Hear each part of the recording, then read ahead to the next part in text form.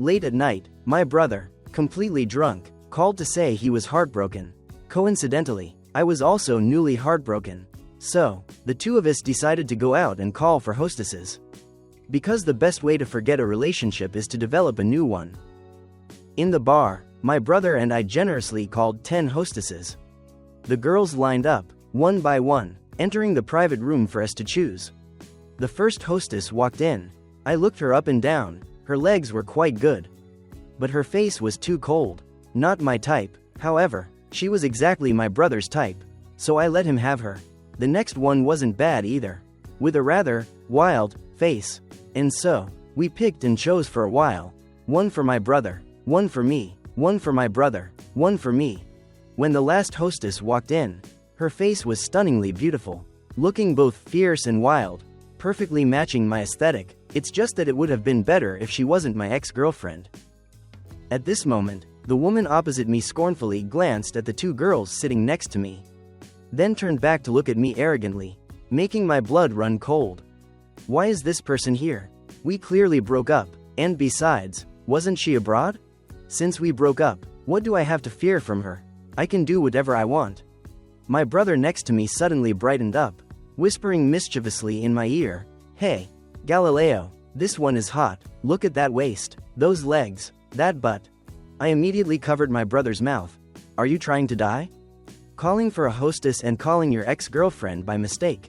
My brother was still looking at her and swallowing hard.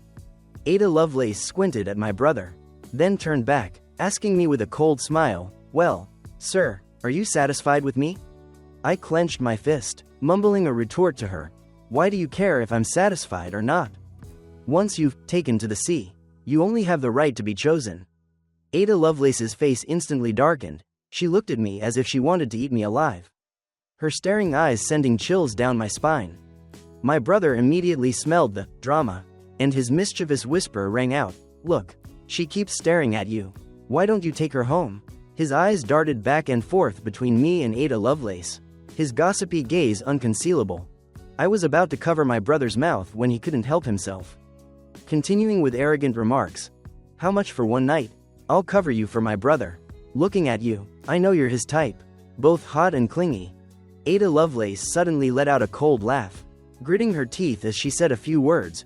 "Your brother is an old acquaintance of mine. Discount for him, 250 RMB for the night." My brother exclaimed in surprise, "That cheap?" He immediately pulled me aside, shaking his head repeatedly, his attitude doing a 180-degree turn, starting to seriously advise me, "No, absolutely not. Cheap things are never good. Galileo, listen to my advice. Let's go for something high quality. Don't just lust after the looks. If she can't be used, she's not the one." "Brother." I said nothing. "I really appreciate your concern. If she were any more usable, I'd have to go get a kidney transplant." Ada Lovelace heard that, and the corner of her lips curled into a mocking arc. She slowly moved closer to me, pulling me hard into her arms. "You should be the one who knows best how capable I am. Shouldn't you? Do you want me to tell your good friend here what the reason for our breakup was?" My face instantly flushed crimson. This little demoness dared to threaten me. Speaking of the reason for my breakup with Ada Lovelace, soon after Ada Lovelace and I finished an activity, I proposed breaking up, citing that with her 9 times a night, we were incompatible. That made Ada Lovelace laugh in anger, almost spitting blood. Ada Lovelace and I had dated for 4 years, starting in college, but no one around us knew we were seeing each other, not even my best friend, because we dated secretly. My mother was a nanny working for the Lovelace family. It is said that a good nanny never stays on the market for long. Initially, my mother had planned to resign and go home to focus on taking care of me as I prepared for the college entrance exam. But Ada Lovelace's father, Vannevar Bush, became anxious when he heard this, immediately taking me into his home and arranging for me to attend his daughter's school. Coincidentally, Ada Lovelace and I attended the same school. Her class was full of children from rich and powerful families, and my class was relatively more ordinary compared to hers. But for me, getting into this school was already climbing high, thanks to my mother's skill as a nanny and the trust of the Lovelace family. I was also able to enjoy educational resources that our social class could never reach. The first time I met Ada Lovelace was truly not a pleasant one. Ada Lovelace was the youngest daughter of the Lovelace family, sent abroad from a young age. It wasn't until the 10th grade that she was too wild abroad. And seeing that if she continued to be unrestrained, there was no telling what trouble she would cause, the Lovelace family tied her back to be disciplined under their supervision. At that time, my mother had just brought me to the Lovelace house. I was standing in the living room downstairs, greeting Vannevar Bush. From the staircase, a girl slowly walked down. This was truly the most beautiful person I had ever met in my life. Ada Lovelace had a slightly mixed-race look, sharp facial features, and double eyelids that looked full of aggression. Even in the 10th grade, she was already 1.70 meters tall. Her father saw her coming down and enthusiastically introduced us. Ada. Come here quickly, let me introduce you. This is Aunt Wu's son, Galileo Galilei. Ada Lovelace looked at me up and down, then suddenly smiled meaningfully, saying with a smile that wasn't quite a smile, "Hello, Galileo Galilei." Her father saw Ada Lovelace, who was usually lawless, being so polite, and immediately took advantage of the momentum. "Galileo will be attending the same school as you. Remember to take care of Galileo." My mother quickly said when she heard this, "I wouldn't dare trouble the young mistress. It is already too kind of you to contact the school for Galileo." Vannevar Bush smiled courteously at that, then asked me to go up to the study for a private chat. When I came out of the study and went downstairs, I met Ada Lovelace downstairs. I greeted her softly, "Hello, young mistress." Having said that, I intended to quietly slip back to my room. Just as I was about to leave, Ada Lovelace suddenly pulled me hard into a corner. That small figure surprisingly carried a strong sense of oppression. One of her hands squeezed my neck, scaring me to the point where I almost couldn't breathe. Ada Lovelace maliciously said, "What did my father talk to you about? You'd better be careful. If he wants you to monitor my every move at school, I advise you not to meddle in other people's business. Understand? Or don't blame me for being impolite." With that, she sharply shoved my hand away, as if she had just touched something filthy, then turned and walked away. The next morning, Vannevar Bush told the driver to take Ada Lovelace and me to school together. Before leaving, he even instructed Ada Lovelace, "You must take good care of Galileo. He's new to San Diego and isn't familiar with the school yet." The girl next to me smiled brightly at her father. "Don't worry, Dad, I will definitely take good care of this little brother Galileo." The last 3 words, Ada Lovelace said with a particularly doting tone. The driver left the Lovelace house, and the car was silent. Ada Lovelace sat next to me with an expressionless face. Her school uniform was worn loosely, even the top button of her shirt was carelessly undone, making her look very arrogant and rebellious. I sat close to the car window, far away from her. After all, she had just threatened me last night. Halfway through the drive, an impatient voice suddenly reached my ear. "At school. Don't say you know me. Who wants to know you? What a rotten attitude. But when under someone's roof, you must bow your head." Moreover, Vannevar Bush was very good to me and my mother. I didn't need to argue with her. Seeing that I didn't reply, Ada Lovelace lifted her foot and gently kicked my shin. "Are you mute? Or deaf? I'm asking you." Uncle Wong in the front seat didn't dare to utter a sound, probably knowing the young mistress's awful temper. I mumbled, "Yes." I was truly speechless. So beautiful, yet such a terrible personality. To avoid being associated with me, Ada Lovelace made me get out of the car a distance from the school, telling me to walk to school myself, which almost made me late.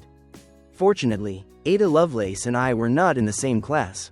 I truly didn't want to see her scowling face anymore. Although I knew this was an aristocratic school, the level of luxury of the campus still exceeded my imagination. When I arrived in class, my deskmate, Lise Meitner, was a very delicate-looking girl, like a puppy, and she had a very kind personality, having witnessed Ada Lovelace's terrible character. By comparison, my deskmate was nothing short of an angel. She was also very beautiful. "Do you want to go eat with me at noon? I can show you around the school too," Lise Meitner said gently. The 2 of us had just gone downstairs when we heard miserable shouting coming from a corner of the school. Lise Meitner and I looked at each other, and quietly walked over to see. As soon as I looked, I was shocked. Ada Lovelace was hitting a girl. Lise Meitner saw that it was Ada Lovelace, immediately signaled, "Shush," and secretly tried to pull me away. Unexpectedly, I accidentally bumped into the trash can behind me. The trash can fell over with a loud crash. Ada Lovelace heard the noise, turned her head, and her sharp gaze fixed on me. She hadn't fully retracted her strength yet. Seeing me, she sneered. Found someone compatible so quickly. Huh? Well, that's right. People like you come to this school just to hook up with someone rich. Aren't you?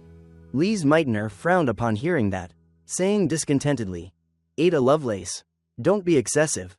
The lapdog behind Ada Lovelace stepped forward and pushed Lise Meitner. How dare you talk to Sister Ada like that? Ada Lovelace stepped closer, scoffing. Who do you think you are? Having said that, she bumped her shoulder into Lise Meitner and walked away. This person's personality was truly indescribably terrible. I looked at the beaten girl, frowned, and asked Lise Meitner, doesn't the school manage this? Lise Meitner shook her head. The Lovelace family invests in this school every year. As long as it's not too much, the school usually turns a blind eye. After school, I plan to go to the usual spot near the school to wait for the driver to go home together. As a result, just as I arrived, the car was already gone. This dog, Ada Lovelace told the driver to drive off without me.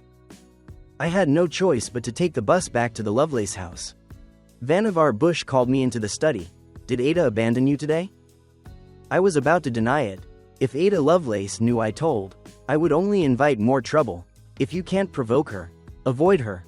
Vannevar Bush looked at me apologetically, then took my hand. You don't need to hide it for her either. I know everything. I know this child is difficult to discipline. Last time I asked you to keep an eye on Ada Lovelace at school. Did she bully any classmates today? Sure enough, Vannevar Bush had other eyes and ears at the school. I could only recount the incident.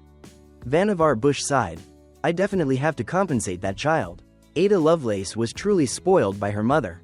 This time I must discipline her. It's truly like mother, like daughter. Vannevar Bush comforted me for a long time before I asked to return to my room. When I got back to my room, just as I was about to take a shower and go to sleep, my room door was slammed open with a bang. Ada Lovelace walked in with a face full of anger, a slap mark still visible on her cheek. She lunged forward and grabbed my collar, questioning. I told you not to meddle in other people's business. You. Before she could finish her sentence, I saw her face suddenly turn red. Is this person crazy? She turns red on her own halfway through speaking? I suddenly realized, this bastard. I had just finished showering and hadn't had time to put on my underwear. I pushed her away hard, jumped up, and slapped her across the face. After that, I saw Ada Lovelace, who was always so arrogant, flee desperately. From then on, Ada Lovelace often avoided my gaze when she saw me, and stopped causing trouble for me. One night, I even saw her secretly washing the bedsheets by herself. Is she sick? Is she suddenly diligent now? Normally the housekeeper does all the washing. I had no idea what kind of madness she was having now. And so, a peaceful period passed. One day after school, I found that Ada Lovelace was being attacked. 5 people were hitting her, but she was still holding her own. I was engrossed in watching her being attacked when I suddenly noticed someone behind them pulling out a knife. This is not a joke, someone could get killed. I rushed out, throwing my school bag at the person holding the knife. But unexpectedly, I ran too hastily, accidentally twisted my ankle, and stumbled forward towards Ada Lovelace. It looked exactly like I was shielding her from the knife. The knife plunged straight into my arm. The group of people immediately ran away when they saw my blood. As soon as I saw the blood, my eyes blurred, and I fainted right away. When I woke up, I felt something heavy pressing beside me. I turned my head with difficulty, discovering that Ada Lovelace was sleeping with her head resting on my bed. My action was faster than my thought. I kicked her, sending her tumbling to the floor. Am I seeing a ghost? Opening my eyes and seeing the person I hate next to me. It's a miracle I didn't die of fright. Only then did I realize I wasn't in my room but in the hospital. What are you doing, Galileo Galilei? What were you doing crawling by my bed? You scared me to death. Ada Lovelace crawled up from the floor, approaching me. Oh no, is she planning revenge now? My little body can't take a hit. Calm down, don't hit me, I didn't mean it. As a result, she carefully lifted my injured arm. Examining it closely, I saw her frown, saying, what are you messing around with? Galileo Galilei, you're injured. I tried to pull my arm back, but Ada Lovelace didn't let go. She suddenly leaned close to me, looking into my eyes.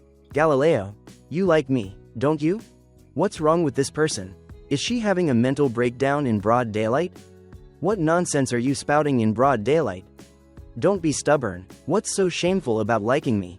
I have money, beauty, and a figure. You even took a knife for me. So how can you not like me? Damn it, why didn't that knife kill you instead?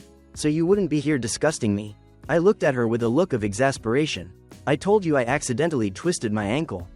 Still denying it? How is it that you just happened to know where I was? And just happened to take the knife for me? Could it be that you've been secretly in love with me for a long time? And even stalked me? Galileo, if you like me, just say it boldly. I'll give you a chance to pursue me. I had to explain until my throat was dry again. But Ada Lovelace insisted that I liked her. Is anyone there? Can someone take this person to a mental hospital? I'm seriously going to die of anger. I intended to go home immediately after recovering, but Vannevar Bush and Ada Lovelace both insisted that I stay in the hospital to recover. I had no choice but to stay. As a result, Ada Lovelace ran to my hospital room every day, whispering in my ear every day that I liked her. Once, she even tried to feed me rice, which scared me into thinking she was possessed. Many times, I woke up early in the morning and found her asleep, slumped by my bed. The first few times, I wasn't used to it and kicked her several times. Later, she gained more experience. As soon as I lifted my leg, she would firmly grab my shin, looking at me with her flirtatious eyes. Galileo, trying to mess around with me so early in the morning. Are we? Don't like me too much. This young mistress isn't easy to pursue. Help, her eyes and words are harassing me. Will someone please come and deal with her? Midway through, Lise Meitner heard I was injured and intended to visit me. Unexpectedly, Ada Lovelace blocked her right outside. What are you here for? I'm taking care of Galileo. You can go wherever you were going. After that, Lise Meitner argued with her for a few sentences, but was ultimately chased away by Ada Lovelace. When I finished recovering and returned to school, Ada Lovelace no longer told the driver to drop me off early. I felt a bit unaccustomed. I was afraid that people at school would know I was involved with her and cause trouble. After all, this dog had a terrible personality and often hurt others. But her appearance was indeed not bad. Her family also had power and influence, and the men secretly in love with her were countless. I didn't want to bring trouble upon myself. So, I told her to drop me off early every time. Who knew she would get angry, loudly questioning me. What do you mean? I can't meet other people? Didn't you say we had to draw a clear line at school? So what? I regret it. You're breaking your word. You have no integrity. So what? I lack morals. I was speechless, muttering a retort. I just don't want to get out of the car with you. The car suddenly fell silent. After a while, Ada Lovelace abruptly opened the car door and stepped out herself. You take the car to the school gate. I'll walk there myself. Having said that, she stormed off in a huff. After school that evening, Lise Meitner invited me to walk together. We were heading the same way. As a result, I saw the Lovelace family driver's car still parked at the school gate. Just as I was about to walk past, the driver's window lowered, calling out to me, Mr. Galileo, please get in the car. Doesn't Ada Lovelace usually not let me go home with her? Is she not taking the driver's car home today? Uncle Wong, there's no need. I'm going home with a classmate today. Unexpectedly, the rear car window suddenly opened, revealing Ada Lovelace's gloomy face. Who angered her? It's like someone owes her money. I was about to leave with Lise Meitner when a voice, gritting its teeth, rang out, Galileo Galilei, get in the car. I'm going with Lise Meitner. Ada Lovelace's face darkened even more. I'm saying it again. Get in the car. Does this person not understand human language? I ignored her, pulling Lise Meitner and turning to leave. With a bang, footsteps sounded from behind. I was pulled hard, spinning around, and in the blink of an eye, I was shoved into the car by Ada Lovelace. Lise Meitner reacted, grabbing Ada Lovelace's shoulder. Ada Lovelace immediately pushed Lise Meitner away. Lise Meitner was pushed and fell over. Having said that, Ada Lovelace slammed the car door shut with a bang and told the driver to drive away. What kind of madness is this person having? I raised my hand, intending to open the door and get out. Ada Lovelace immediately pulled me to sit on her lap. Her hands tightly squeezed my waist, no matter how much I struggled. She wouldn't budge. What kind of madness are you having? The girl behind me was silent, only her breath fanned my neck, giving me goosebumps. Upon arriving at the Lovelace house, Ada Lovelace dragged me straight into her bedroom, pushing me against the bedroom door. What's the meaning of this? Galileo Galilei, changed your mind so quickly? Are you stalking me? What are you barking about? I always said I didn't like you. It was you who. Then why did you save me? I told you it was an accident. The air was deadly silent. After a while, Ada Lovelace's hoarse voice came through. Then do you like that girl just now? It's none of your business. Ada Lovelace's eyes immediately became gloomy and cold. She suddenly uttered a shocking sentence, "Be my boyfriend." My mind exploded with a boom. Has this person been possessed? What kind of madness are you having? No way. You can try refusing me. Don't even think about going to my father. Your mother is still working at my house, right? Furthermore, your father, who is in prison, is about to be released, right? I flew into a rage. You investigated me? Ada Lovelace suddenly leaned closer, chuckling. Why call it investigating? It's clearly caring about you. If I wanted to use force, I couldn't even protect myself. I could only appease her first. I don't want to date early. Let's wait until I pass the college entrance exam. Ada Lovelace suddenly smiled. All right then, future boyfriend. I'll run away after the college entrance exam. In 2 more years, maybe she won't even like me anymore. Right now, it might just be a momentary whim of hers. From that day on, Ada Lovelace often secretly sought me out, because I said not to let anyone at school know we were dating. It made her very dissatisfied, saying that I treated her like someone who couldn't be seen in the light. I comforted her that I didn't want to attract too much attention. She made a fuss for a while and then stopped. What greatly bothered me was that she occasionally gave me luxury watches and cars. Just taking one item at random could buy a house. I stored everything, planning to sell it all and run away once I got to college. But man proposes, God disposes. Ada Lovelace seemed to have anticipated what I would do. Right after graduating from high school, she took me abroad with her. Vannevar Bush saw that she had been particularly well behaved for the past 2 years and thought her temper had changed. Coupled with me being by her side to watch over her, Vannevar Bush felt reassured and sent both of us abroad for university. I didn't even have the right to refuse. Once abroad, Ada Lovelace's control became even more obsessive. As soon as we arrived, she deleted all the opposite-sex classmates' contacts from my phone, and occasionally checked my phone. If she couldn't reach me, she would come find me herself. Once she came looking for me, just as I was chatting with a classmate. That classmate happened to be a beautiful blonde, blue-eyed girl. Ada Lovelace walked straight over and placed her hand on my shoulder. The friend asked me, Galileo, is this your girlfriend? I immediately denied it. No, she's my sister. Ada Lovelace's face instantly darkened. I quickly pulled Ada Lovelace away. Upon graduating from university, Ada Lovelace hastily finalized our relationship, but my only requirement was not to go public, otherwise, I would refuse even to my death. She reluctantly compromised. However, every time I denied her in front of outsiders, Ada Lovelace found ways to retaliate in bed. Every time, she had no self-control, leaving me bedridden all day. The more I thought about it, the more aggrieved I felt. This dog always liked to force me. I looked at her intoxicated face, blurting out, I want to break up with you. We're not compatible. Ada Lovelace immediately stopped her movements, grinding her teeth as she said, Galileo Galilei, are you serious? I propped up my trembling legs, immediately preparing to pack my luggage and flee. This was a rare, once-in-a-century opportunity. I didn't want to spend the rest of my life with her. Sooner or later, I would die in bed. Anyway, I had earned enough money during the years with her. Ada Lovelace was quite generous to me, giving me everything, but this was what I deserved, my compensation for emotional distress. The next morning, I flew back home. I thought we had broken up just like that. As soon as I returned, I contacted my old brother. Since I transferred schools in high school, we only kept in touch via WeChat. He messaged me saying he had recently broken up. I said I had broken up too. The two of us unanimously agreed to go to a hostess bar. In fact, I hadn't expected the breakup to be so easy. I thought I would have to fight tooth and nail to escape. Perhaps Ada Lovelace was tired of me too. After all, she had so many options. She didn't necessarily have to cling to me forever. I truly didn't expect to meet Ada Lovelace at the hostess bar.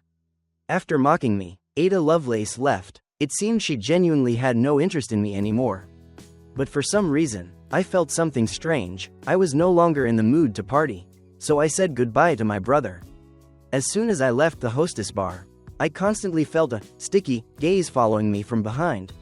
When I turned my head, I saw nothing. Just as I quickened my pace, a pair of hands suddenly tightened around my waist. The next second, a cloth was clamped over my mouth and nose. After a while, my vision gradually blurred. When I woke up, I found myself tied to a large bed. Oh my God, I've run into a kidnapper. Help, I still have so much money left to spend. I don't want to die. Just as I was thinking of ways to escape, I heard a soft chuckle nearby. Why did that voice sound so familiar? I turned my head and saw Ada Lovelace sitting cross-legged on the sofa. Looking at me playfully, the wider she smiled, the closer I was to disaster. I saw her slightly curl her lips. Are you awake? I looked at Ada Lovelace in horror. I knew it. Why would this bastard agree to break up so easily? Turns out she was waiting for me here. Are you crazy? I'm going to sue you for illegal detention. Ada Lovelace laughed coldly, her expression growing darker. Sue me? Do you think anyone will believe you? Ada Lovelace stood up, told the 4 bodyguards behind her to leave, then slowly approached me, tracing my face with her finger. Don't be naive. Galileo, it's just us here. She leaned closer, starting to kiss my face, my eyes, then rubbing her nose bridge against mine. I felt like a beast was stalking its prey, making me unable to breathe. Having been with Ada Lovelace for a long time, I knew she responded to softness, not hardness, so I started crying, softly accusing. Let go of my hands quickly. It hurts too much. Ada Lovelace heard that, lifting my hands to examine them. There was a mix of distress and stubbornness in her eyes. I'm sorry. Galileo, I hurt you, but you dared to secretly seek out other women. I was truly too angry. Ada Lovelace untied my hands and feet. I sighed in relief. Finally released. I'll find another chance to escape this time. But turning around, she took out a pair of handcuffs, chaining her hand to mine. Are you sick? I yelled. Galileo, don't force me. I thought if I gave you some time, you would fall in love with me. Don't push me. Until you love me, I won't let you go. Has this little demoness darkened? Is she no longer as easily fooled as she was in high school? Infuriated, I slapped her. Ada Lovelace offered the other side of her face. Do you want to slap me one more time to vent your anger? Ada, you fundamentally don't love me. You clearly know I don't like those things in bed. Who goes 9 times a night, like that? I've run out of goji berries. And now you're detaining me. How can I possibly love you? I did like you before, but you always coerced and threatened me. Ada Lovelace suddenly smiled. My Galileo, are you still pretending? Do you think I don't know? You once contacted my father, wanting him to help you. But do you know this? My mother is the person my father stole. Furthermore, I reached an agreement with my father. If he helps you and me stay together, I will keep quiet about the news of my mother's dream lover. Ada Lovelace hugged me tighter. My mother has been looking for her dream lover for a long time. It was only recently that she started treating my father a little better. What do you think? Could my father possibly pass up this opportunity? My heart started racing wildly. Ada Lovelace continued. You have to snatch what you like, and hold it tightly in your palm, because the moment I let go, you will definitely discard me like trash. I remained silent. Galileo, love me, I just need a little bit of your love, I'll do anything for you.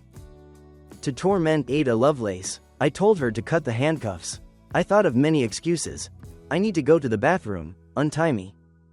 You go, I'll stand next to you and watch. I can even help you take off your pants. Are you sick? If you're not embarrassed, I am. We've slept together. If you don't go, I'll help you go. After that, no matter what I said, this crazy person still refused to untie me. I was held captive in the villa for almost a month, until Ada Lovelace's older sister came looking for me. She brought a group of bodyguards, kicked the door in, and pinned Ada Lovelace to the floor. The woman in front of me looked elegant and noble, speaking to me with a deeply apologetic tone. Mr. Galileo, I am very sorry that Ada did something like this. Please go. I will definitely keep a close watch on Ada from now on. and won't let her bother you again." Ada Lovelace on the floor began to struggle fiercely. Her face distorted as she yelled, "Hedy Lamarr, what are you pretending to be a good person for? Didn't you also steal your husband? Why do you want to ruin my husband? Let me go." I was speechless. The Lovelace family is indeed cut from the same cloth. Hedy Lamarr still smiled and said, "Mr. Galileo, please accept my apologies. This card contains 10 million RMB. Consider it our compensation for you." I glanced at Ada Lovelace and took the card. This is what I deserve.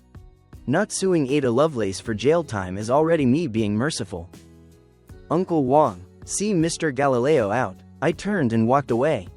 Behind me came a heartbreaking cry, "Galileo, don't go. I won't cling to you anymore. I will change." My footsteps did not stop. "Galileo Galilei, if you dare to leave, you're finished. I won't let you go." Truly, a leopard cannot change its spots. This bastard. And so, my mother and I left. At that time, Vannevar Bush learned about what Ada Lovelace had done. He was very apologetic to me and gave me another large sum of money. In the blink of an eye, my mother and I had lived peacefully for a year. But somehow, my father heard news and tracked us down. This man used to beat my mother. It took great effort for us to put him in jail. This man was our nightmare. When he came looking for money, I pretended to appease him, telling him to come back tomorrow to get it. Afterward, my mother and I prepared to move and flee in the night. As a result, just as we reached the street, that man rushed out holding a knife. "You stinking brat. You dared to trick me. I knew it. You weren't that easy to deal with." Having said that, he rushed forward with the knife. But Ada Lovelace suddenly rushed out from nowhere. The bodyguards behind her and my father clashed with each other. In the chaos, that knife plunged straight into Ada Lovelace's abdomen. Blood flowed profusely. My father saw that, realizing a murder was imminent, and quickly ran away. I looked at Ada Lovelace in horror. This big idiot, my father is a tiger at home, a mouse outside. He just took the knife out to threaten us. A little money could have solved it.